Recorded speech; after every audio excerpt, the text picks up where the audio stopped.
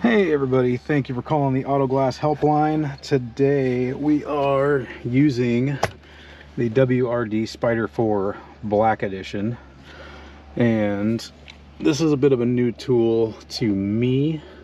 If I'm not mistaken, the Spider is actually one of WRD's original tools before they had the Bat, and the Bat was kind of a newer iteration of this, in conjunction with another tool out there, or similar tools out there to the Bat.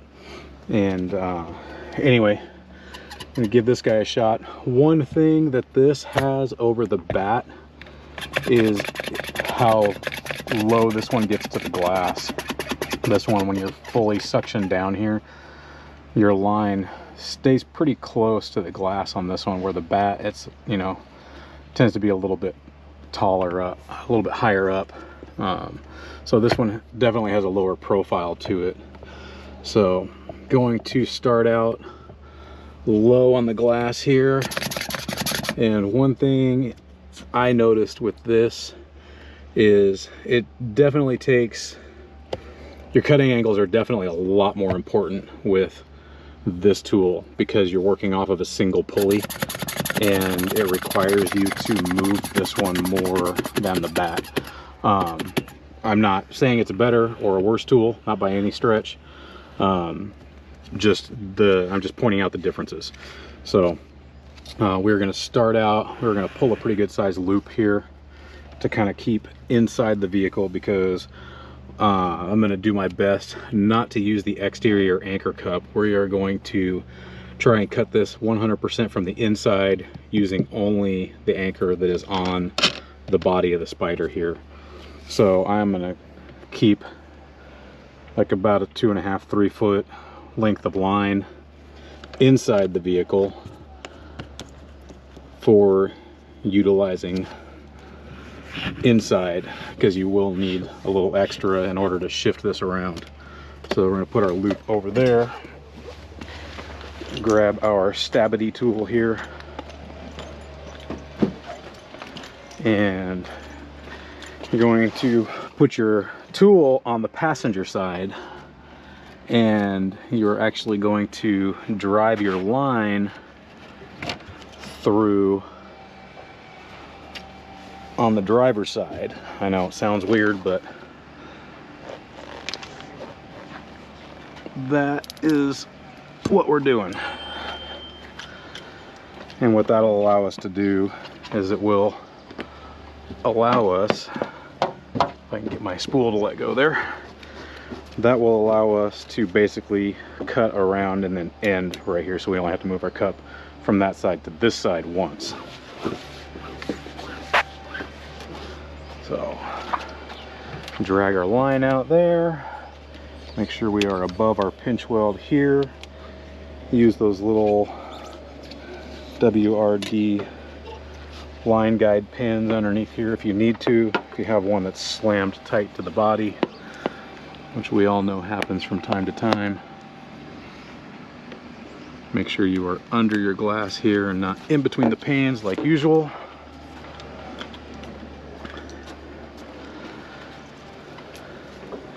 Same on this side. And then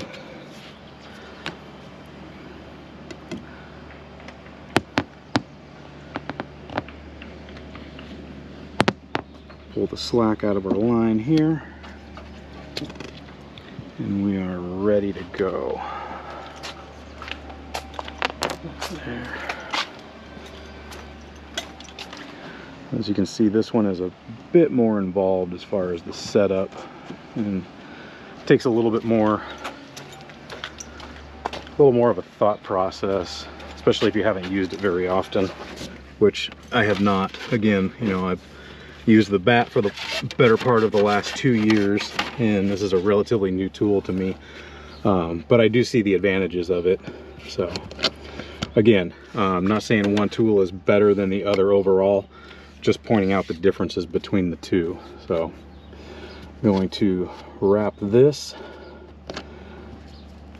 and when you wrap it the same way you unscrew it. So If you unscrew it this direction, you're going to wrap it from this side and go around. That way, if this line starts to pull, it'll actually tighten that down and not loosen it, and you won't lose that that anchor point there.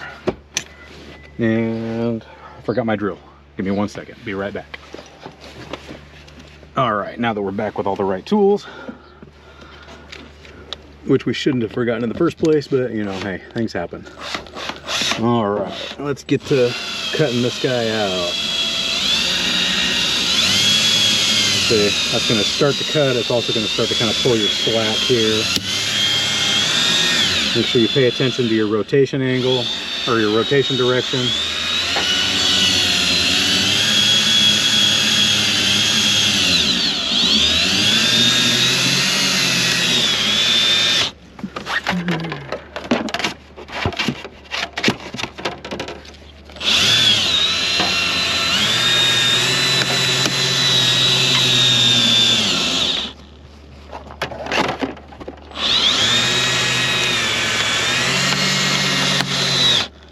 You're going to stop right there. You don't want to try pulling any farther than this. You could actually stop a little further down here. Like I said before, cutting angles are really important with this one.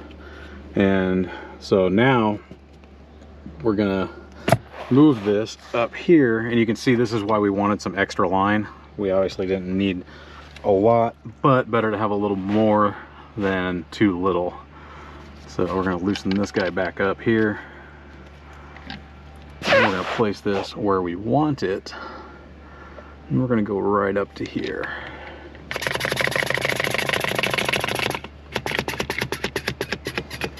So you have a pulley on this side right here, and then you have a grooved steel glide on here.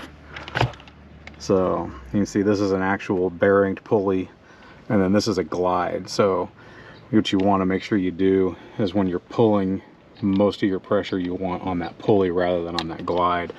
It's going to stress your string out a lot less than if you were to pull on that glide all the time. So I anchor that there, grab our line here,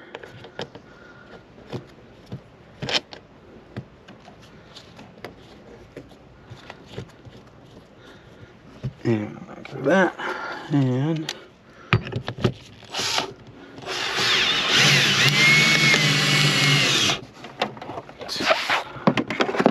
put the guard up here in the corner.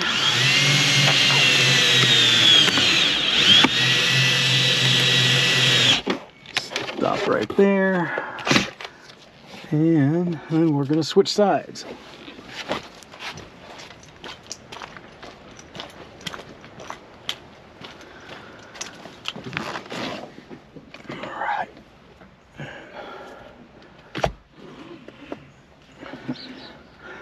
This is a little awkward for me too, because 90% of what I do, 99% of what I do, I start from the driver's side. This force of habit, when I start my routines, I almost always start from the driver's side. It's just something that I started doing back when I worked for Safelite. And when efficiency was key, you start in the same place all the time. It becomes muscle memory, and you find yourself questioning where you're going a lot less. So I'm just cutting across the top of here, make sure we're clear of all of our pinch welds.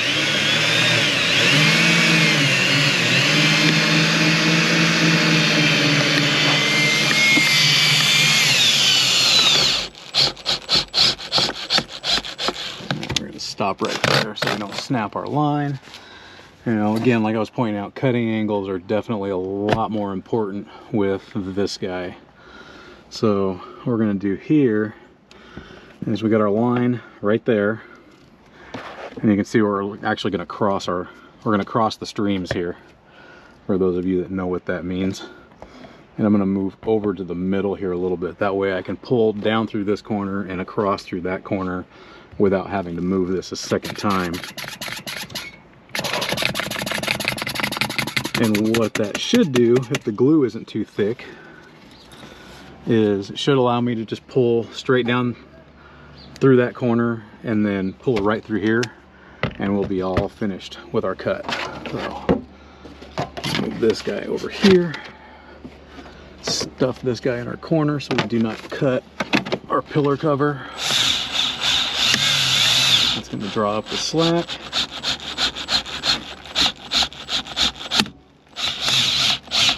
You can see we got a little bit of a fray in the line there, which is why I was kind of pumping it, hoping it would drag through that corner.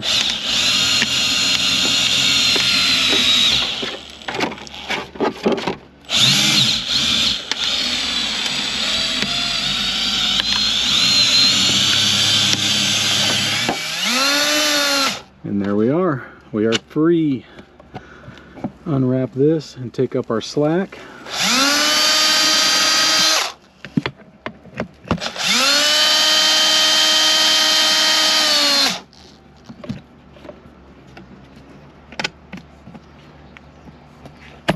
And just like that, we are loose. All in one shot with the Spider4, cut from the inside. Now this does have an exterior anchor in case your line snaps or if you're more comfortable with that outside anchor. This was just an example of cutting from the inside only with that anchor that is on the body of the tool. So, all right, had any questions, comments, input, by all means, feel free to leave it in the comments. And thanks for watching, guys. Till next time.